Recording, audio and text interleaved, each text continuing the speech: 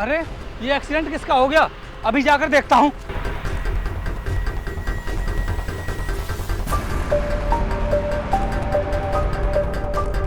अरे मैडम, आप ठीक तो हो? आपको चोट तो नहीं लगी है? कौन हो तुम? और तेरी हिम्मत कैसे मीटर टेस्ट करने की है? पीछे। सुन शहरी कबूतरी, तू होश में तो है? क्या बोले जा रही है? मैं तुझे टच करने के लिए नहीं आया हूँ, मैं तो तेरी मदद करने के लिए आया हूँ। एक तो तुम लोगों की मदद करो और ऊपर से उल्टे सीधे भाषण सुनो। इतना टाइम नहीं है मेरे पास, जा रहा हूँ मैं अपने खेतों को पानी देने के लिए। अबे ओ भगवान, जा कर है इधर आ।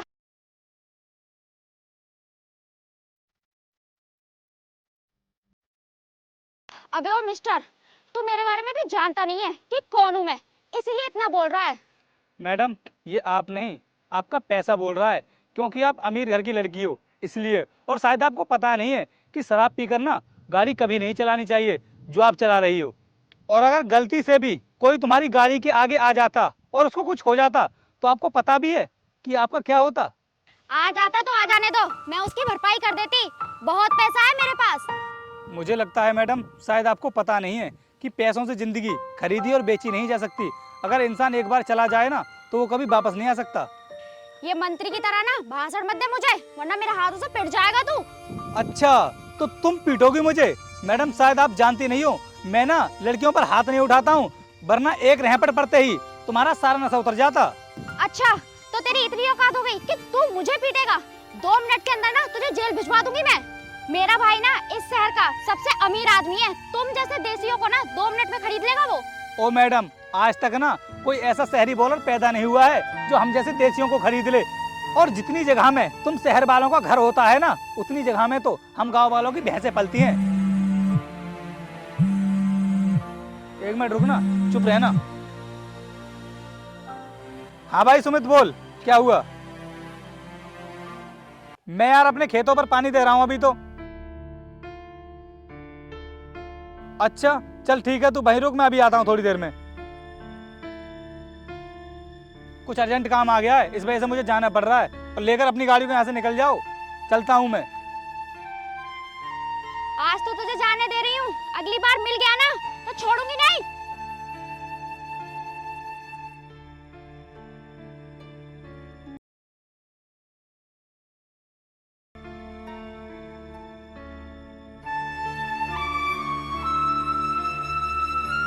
हाँ सुमित, बोल, क्या बात है? भैया, कुछ देर पहले पुलिस आई थी घर पर। बता, कहाँ छुपा कर रखा है तूने ड्रग्स? इंस्पेक्टर साहब, आप ये क्या कह रहे हो? हमारे घर कोई गैरकानूनी सामान नहीं है। शायद आपको कोई गलतफहमी हो गई है। एक तो चोरी करता है और ऊपर से सीना चोरी कर रहा है। चुपचाप बता दे ड्रग्स कहाँ है, क्योंकि तू जानता नहीं है, हम पुलिस वालों की नाक कुत्ते से भी तेज होती है। हम लोग सूंघ कर ही बता देते हैं कि किस घर में क्या चल रहा है। साहब, आप मेरी बात पर विश्वास कीजिए, हमारे घर में ऐसा कुछ नहीं है जैसा आप सोच रहे हो। तुम लोग इतनी आसानी से नहीं बताओगे मुझे खुद ही जाकर देखना होगा।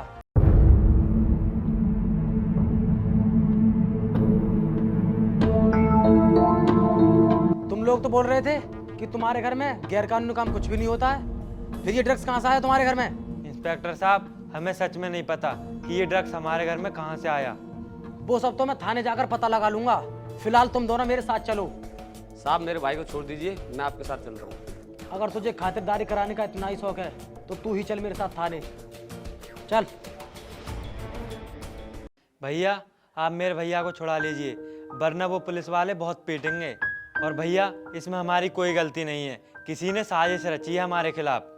लेकिन सुमित, तुम्हारे घर में वो ड्रग्स आया कहाँ से, ये तो बताओ मुझे। भैया, कुछ दिन पहले मेरे भैया से झगड़ा हुआ था इस शहर के सबसे बड़े बिजनेसमैन मिस्टर सिंघानिया के साथ। तभी उसने मेरे भाई को धमकी दी थी कि मैं तुझे जेल में डलवा दूंगा और तुझे बचाने वाला कोई नहीं होगा।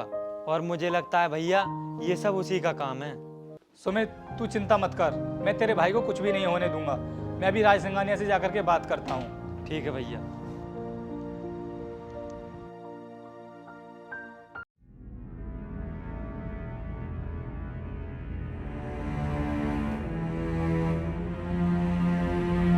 अरे नमस्ते साहब, आप यहाँ क्या करने आए हैं? सिंघानिया जी से कुछ काम था, उसी के सिलसिले में बात करने के लिए आया हूँ। ठीक है साहब, जाइए।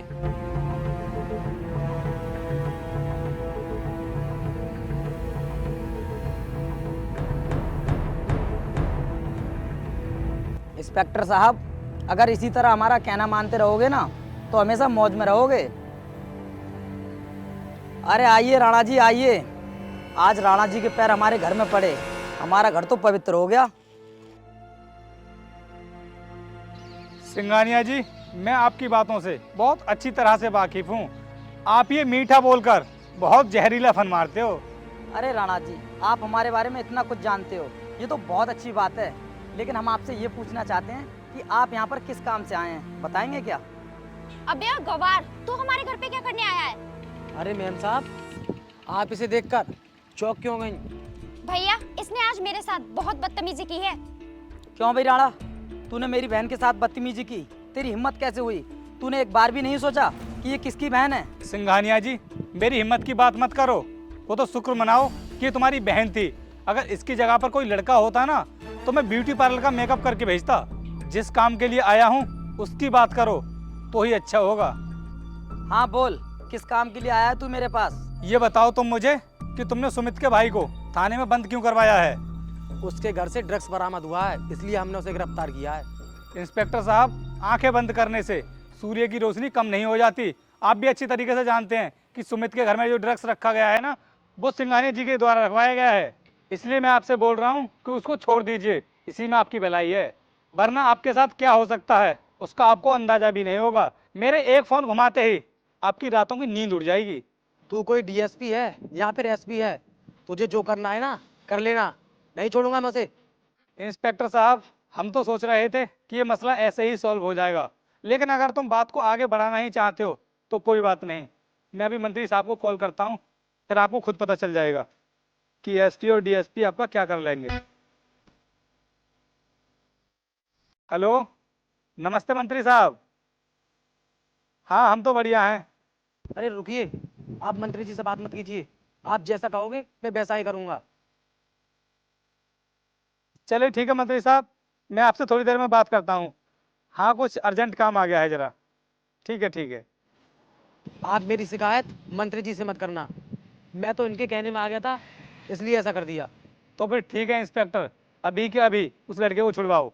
ठीक है, अभी छुड़वाता हूँ।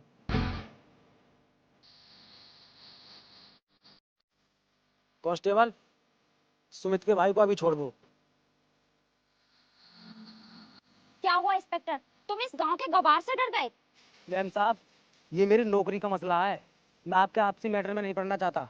क्यों इंस्पेक्टर, तू तो हमारे लिए काम करता है ना, तो फिर इस राणा से क्यों डर रहा है और क्यों छोड़ रहा है उसको? देख, रही बात तेरी नौकरी की तो तू टेंशन मत ले, मैं बहुत जल्द तेरा प्रमोशन भी करवा दूंगा। और हाँ, हर महीने मैं तुझे पैसे किस बात के देता हूँ, जिससे कि तू हमारा काम ठीक से करवा सके।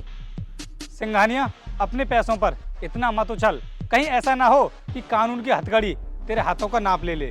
राणा, ऐसी कोई भी हथकड़ी नहीं बनी जो सिंघानिया के हाथों का नाप ले ले। मुझे कोई भी जेल में नहीं डलवा सकता, क्योंकि मैं कच्ची गोली नहीं खेलता हूँ। कोई बात नहीं सिंघानिया, वो तो टाइम आने पर सब पता चल जाएगा। और याद रखना, मैं तुझे जेल भिजवा कर ही रहूँगा।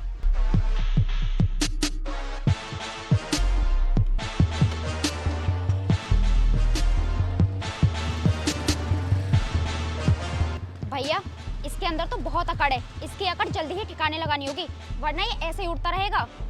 छोटी, तू चिंता मत कर, इसके पर ना बहुत जल्दी काट दूंगा मैं, फिर ये हमेशा के लिए उड़ नहीं पाएगा। बताइए भाई, कैसे याद किया मुझे? टाइगर, राणा को हमारे काले धंधे के बारे में पता चल गया है। वो सब कुछ जान चुका है कि हम क्या करते हैं, और मैं नहीं चाहता कि हमारे धंधे में कोई टांग अड़ाए, इसलिए उसको जल्द से जल्द ठिकाने लगाना पड़ेगा। इसीलिए मैंने तुमको यहाँ पर बुलाया है। क्या भाई, राणा को हमारे काले धंधों के बारे में सब कुछ पता चल गया है? फिर तो वो हमारे लिए बहुत बड़ी मुसीबत बन जाएगा। बोलो, उसे कब ठिकाने लगाना है? सुन टाइगर, कल सुबह के अखबार में उसकी मौत की खबर फ्रंट पेज पर आनी चाहिए।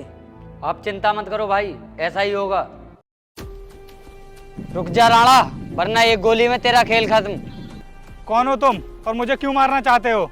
तूने सिंघानिया भाई से पंगा लेकर बहुत बड़ी गलती कर दी है। अच्छा, तो सिंघानिया ने भेजा है तुझे मुझे मरवाने के लिए, लेकिन शायद तू जानता नहीं है कि सिंघानिया कितना गलत काम कर रहा है। इसी के लिए मैं उसे वार्निंग देकर के आया था। हमारा काम है काले धंधे करना, इसलिए तू हमारे बीच में टांग मत अड़ा। अगर तू मुझे मारना ही चाहता है तो बेशक मार देना, लेकिन कुछ टाइम के लिए तू मेरे साथ चल। मैं तुझे कुछ बताना चाहता हूँ। क्या बताना चाहता है तू? तू एक बार मेरे साथ तो चल। ठीक है, लेकिन कोई होशियारी नहीं चाहिए मुझे।